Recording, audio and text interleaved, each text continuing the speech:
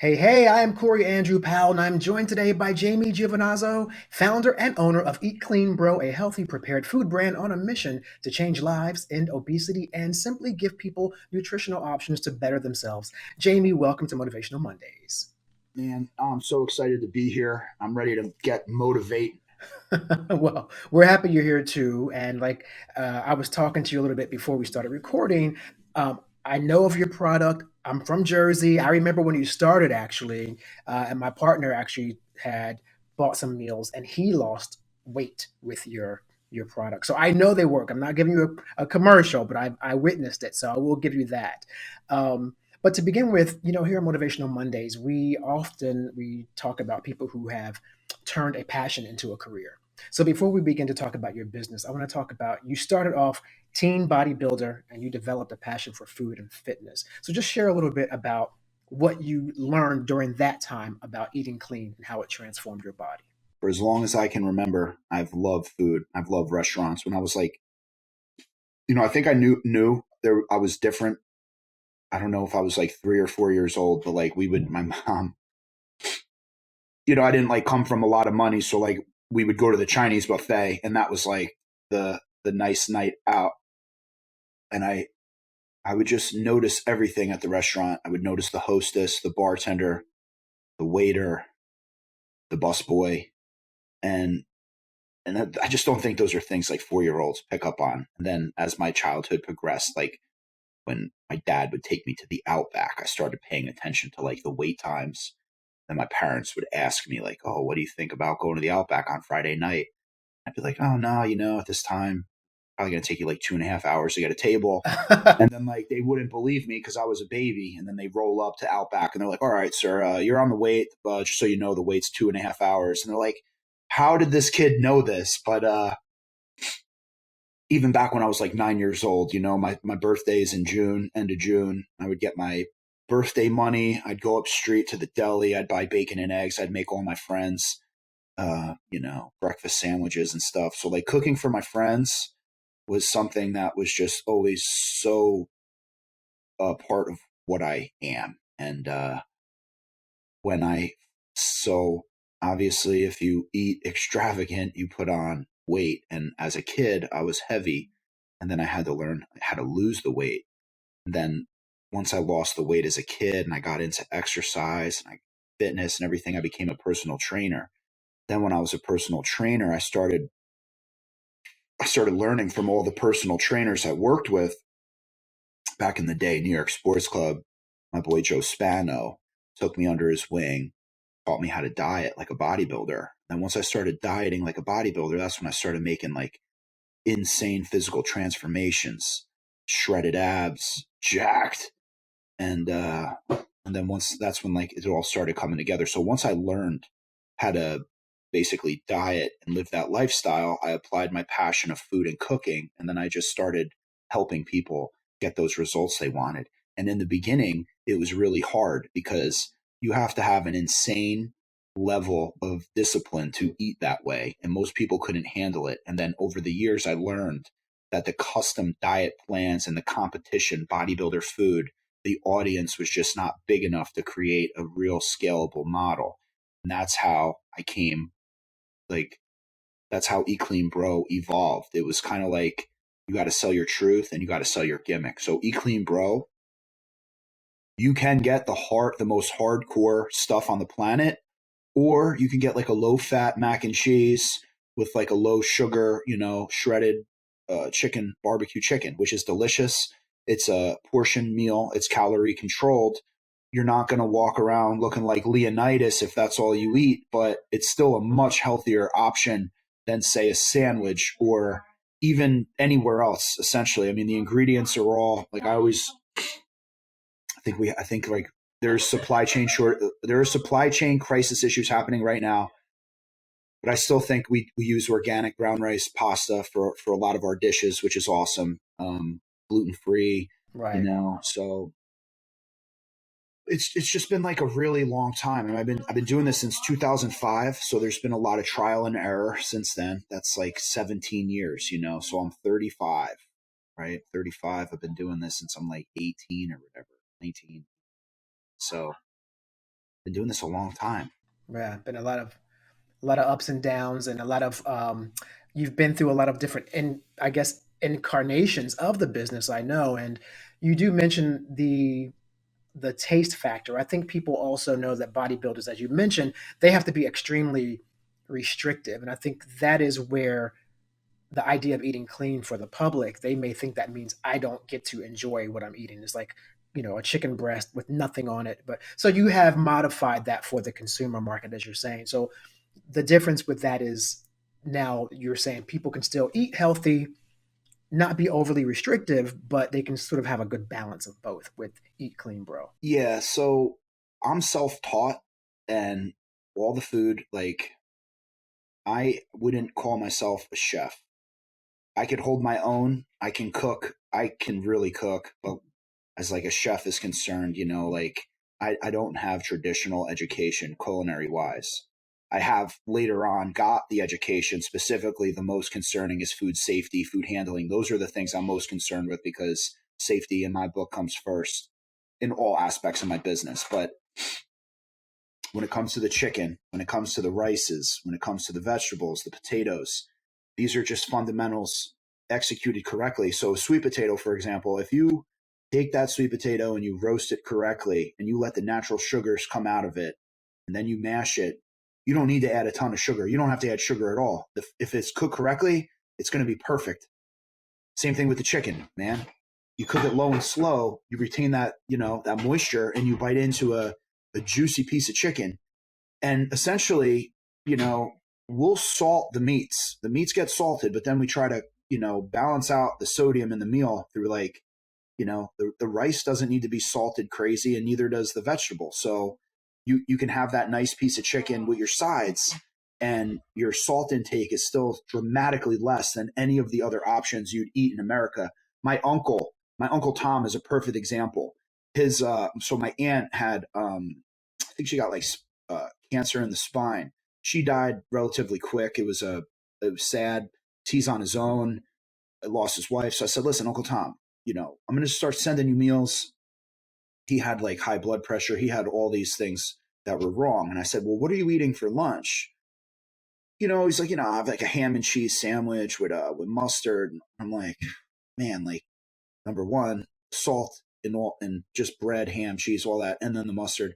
So we started sending him meals, and within like a couple weeks, his blood work started like miraculously turning around. And these are stories I don't usually share at all, because I don't want to make bogus claims. But like you said before, I know that the food works. I know that I'm out here helping people. I know that I'm saving lives, and I know I'm helping. I know for a fact I'm helping people, because let's face it, if I wasn't, I would have been debunked, and people would have moved on from Eat Clean Bro already. It's been Oh close to yeah, 10 years. yeah. You've been at it for a while, definitely, and I think that is the whole idea. The proof is in the pudding, so to speak. And I think you mentioned America, like the food that we eat here in general, is just so, in many cases, full of all these fillers and additives and sodium. When you read the ingredients, it's a little terrifying, and that's really what made me currently start to look for a prepared food service, because I actually became conscious of the labels,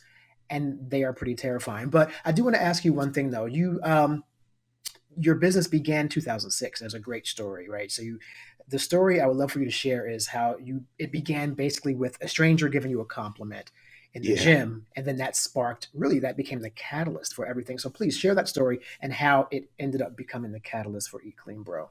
yeah, I believe it was around like March, April 2005. I don't remember the exact date when the locker room transpired, but the guy, I was training for a bodybuilding show. I was in great shape, shredded, and he just was approaching me in the locker room. Was like, "Holy man, like, what do you eat?"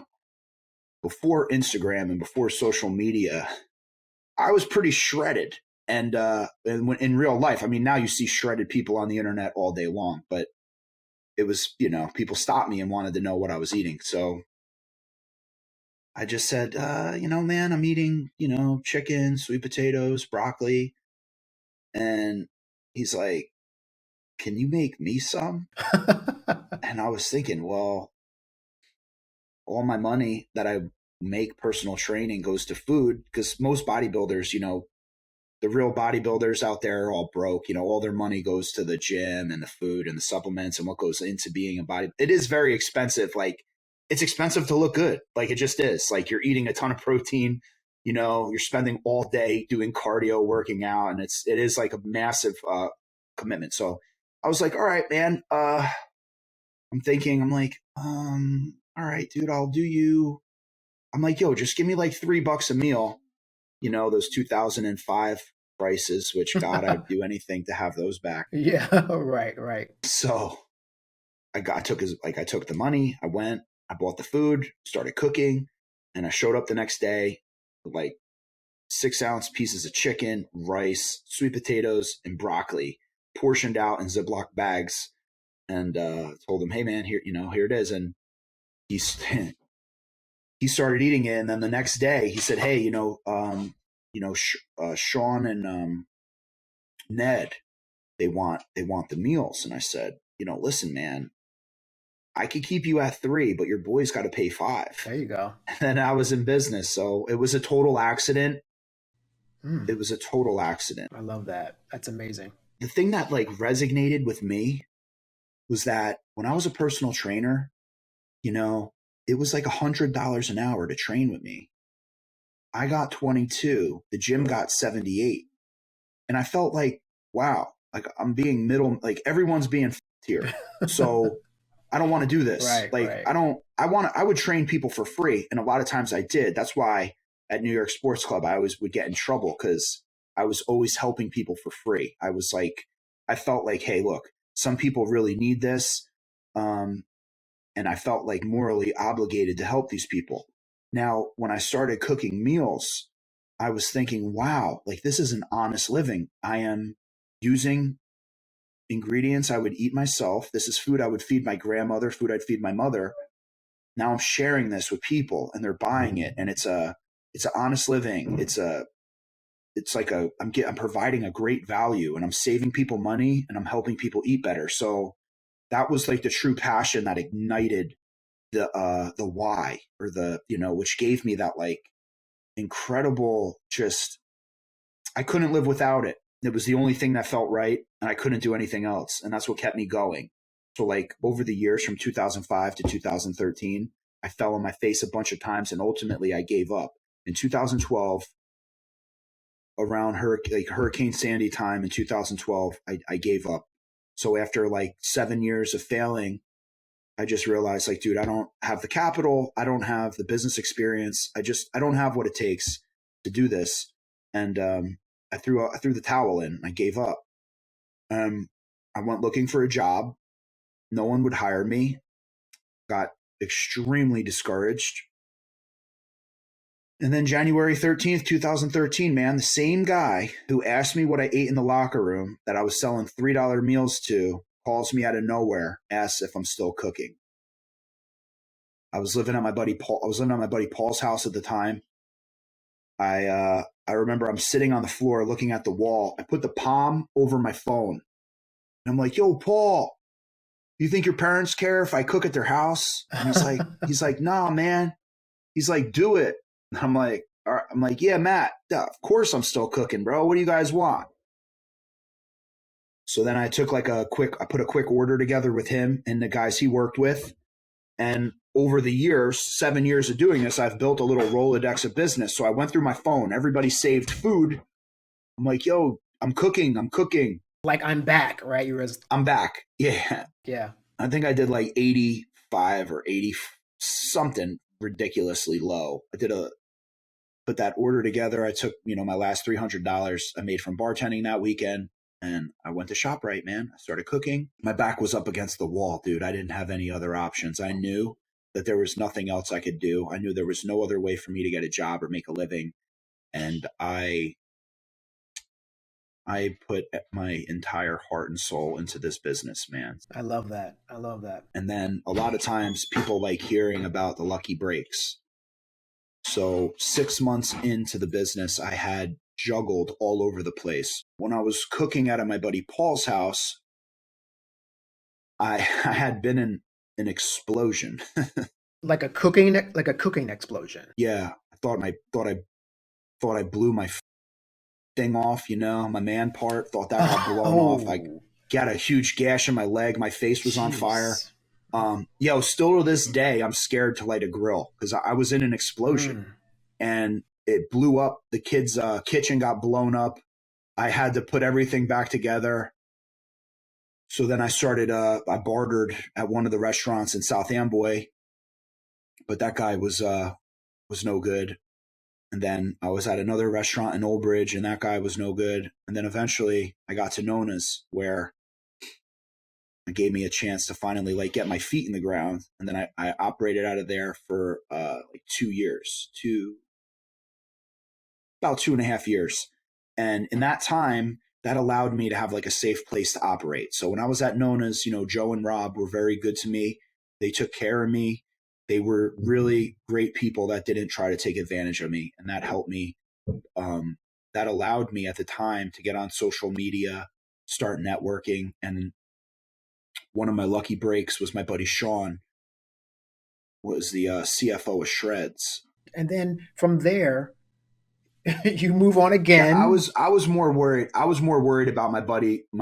I was more worried about Paul's house, his parents who were letting me get on my feet. This family's helping me get on my feet, and I just blew up their whole kitchen. So I was more worried about, my eyebrows will grow back, my eyelashes will grow back. I was more like, let me put the kitchen back together, which I did. And hysterically enough, man, no one ever noticed that explosion occurred. But it was crazy, man. It was like the fire. It just, dude, it was insane. It was an insane explosion. I don't wish anyone to be in the middle of an explosion, man. It was insane. But anyway, I so I get in with Sean. Sean introduces me to Arvin. At the time, you know, Arvin liked me, but I got in through Arvin because I used to cook. I still cook for Mike. So I was friends with Mike, the situation before Jersey Shore. I was cooking for his family, and his brother Frank would hoard all the containers. So Arvin already knew about me. Like, the thing is, in Jersey, I had a lot of street cred in Jersey. So like before Instagram, before Facebook, people knew me. People knew I cooked meals, and it was like a drug deal. Oh, hit up Jamie, he'll get you meals. And people would text me on the phone, and that's how like kind of I got my start. So I always say that I had the street cred before Instagram. Instagram made me like a local hero, but the word on the street was out and people knew Jamie. So Arvin knew me, heard of me, and Arvin was always really good to me. And Arvin was on the Jersey Shore a couple times too, the show, if I'm not mistaken, right? Yeah, yeah, yeah, yeah, Yeah, that's what I thought, right? yeah. So Arvin was always really good to me, and then because of my work ethic and because I would never say no, Arvin would hit me up at like 2:30 in the morning, 4:30 in the morning.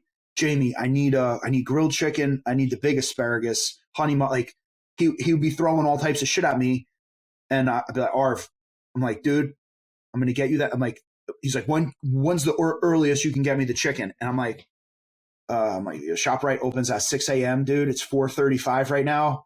Yeah, I'll go to the store. I'll cook it. I'll get it in the box. I'll get it. I'll be at Jersey City at like 11:30, but like, it's 4:35 right now. I really can't do anything till like 6. So I'm like, take me this much time to cook, blah, blah, blah. And he's like, all right, good. I'll see you at 11:30. And like, he would, he would just throw curveballs at me left and right, but I would take all of them, and he loved it. And then he started throwing me bones. And then I started cooking for all the most influential fitness people in the industry at the time.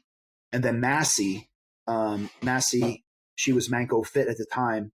She was a part of Shreds. She had the biggest fitness page at the time. She was the biggest fitness account. She's amazing. Yeah, she's amazing. Like her body is crazy. She is amazing. Heart of gold, and she liked me. So she said, one day I get a call. She goes, Jamie, I got you your first celebrity client. And I was like, oh, that's so cool. She's like, yeah, Lala Anthony. And I'm like, wow. And and and I got to tell you, man, like God had to have been with me because Lala is like Lala is probably the greatest person you could ever be friends with. Like, she is selfless. I owe her my life, dude. So when she introduced me to Lala, Lala and I became friends. I started cooking for her. I started helping her. Oh, wow. So every time I got an opportunity, I used it as an opportunity to grow and to raise the bar. And then once Lala shouted me out, I went viral, dude. I had like 40,000 followers in 24 hours. Everybody wanted to know who's E Clean Bro, right? Because Lala and Carmelo, they have a chef inside their house, right? Why are they ordering E Clean Bro? Um, and that was just a lot of buzz in New York. And then that's when I started blowing up. I mean, then I was in Angie, who's Beyonce's cousin. I'm at Parkwood Entertainment, dude. I'm in Beyonce's conference room. I'm made friends with Dr. Oz. He's going off the deep end politically, man. So I don't know if I should bring his name up, but Well, listen, you know what? He's a celebrity, so we'll just leave it at that. when I was on Z100 with Dr. Oz, that was like another Lala moment where like it was like And Z100 is such a major station to begin with, as in general, to be on there. So, I got real hooked up with like New York radio, and it was funny because I was like, yo, I remember being a kid listening to all these guys. I remember like I still cook for Sus One. So like I love hip hop. I love rap. So cooking for all these guys is cool. And then like, DJ Khaled, Rick Ross. Yes. And then we cook for Michael B. Jordan for his for like whenever he's on the East Coast filming. So like I've cooked for some of the most famous people alive. and when you look back though on that, isn't that amazing? Like the whole idea about the tenacity, and that is why I thought your story was so impressive and amazing to share because so many times people do not start again. They throw the towel in and they don't recover.